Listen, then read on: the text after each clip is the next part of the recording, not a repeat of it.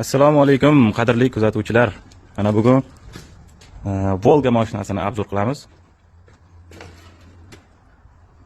Oldini ko'rsatishga harakat qilaman. Holati juda yaxshi.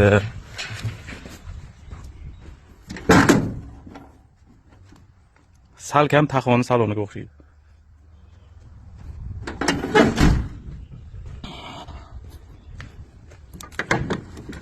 Bagaj qismi ochilishi. Shu o'rinda bir narsani aytib o'tmoqchiman.